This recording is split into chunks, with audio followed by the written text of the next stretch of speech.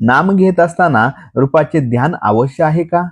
वास्तविक नाम आणि रूप ही भिन्न नाहीतच, पण नाम हे रूपाच्या आधीही असते आणि नंतरही उरते. नाम रूपाला व्यापून असते. राम जन्माला येण्यापूर्वी वाल्मिकींनी रामायण लिहिले आणि रामाने मागाहून जन्म घेऊन त्यात वर्णन केल्याप्रमाणे आचरण करून दाखविले.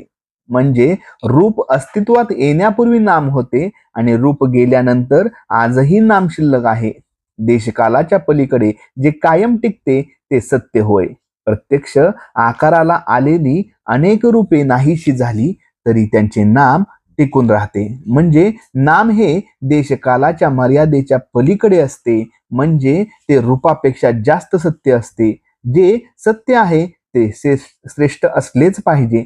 तेव्हा नाम घेणे ही गोष्ट मुख्य आहे. ते घेत असताना रूपाचेही ध्यान राहिले तर उत्तमच, पण ते तसे न राहिले तरी नाम घेत असताना रूपाचे स्मरण सूक्ष्म रूपाने असतेच असते.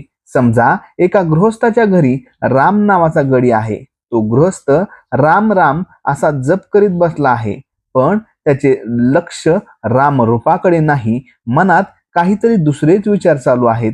अशा वेळी त्याला जर एकदम विचारले की तुम्ही कुणाचे नाव घेत आहात, तर अर्थात रामाचे असेच उत्तर तो देईल. हे उत्तर देताना त्याच्या मनात दाशरमी राम हीच व्यक्ती असणार. राम गडी ही व्यक्ती नसणार. याचाच अर्थ असा की नाम घेत असताना रूपाचे ध्यान सूक्ष्म रूपाने आत जागृत असते. म्हणूनच रूप ध्यानी येत नाही. म्हणून अडून बसू नये. नामस्मरण करण्याचा अट्टहास ठेवावा, यात सर्व काही येते. एखाद्या माणसाची आपली ओळख असेल तर पहिल्याच त्याचे रूप पुढे येते आणि नंतर नाम येते. पण आपली त्याची ओळख नसेल आणि आपण त्याला बघितलेला नसेल तर त्याचे फक्त नाव येते. आज आपल्याला भगवंताची ओळख नाही म्हणून त्याचे रूप माहीत नाही, परंतु आपल्याला त्याचे नाव घेता येईल. सध्या सुद्धा त्याचे नाम घेताना त्याची आठवण आपल्याला होते. हा आपला अनुभव आहेच.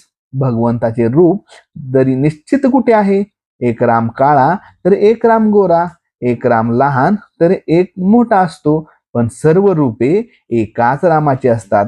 भगवंत स्वतः अरूप आहेत, म्हणून जे रूप आपण त्याला द्यावे तेच त्याचे रूप असते. यासाठी आपण कोणत्याही रूपामध्ये त्याचे ध्यान केले तरी चालते.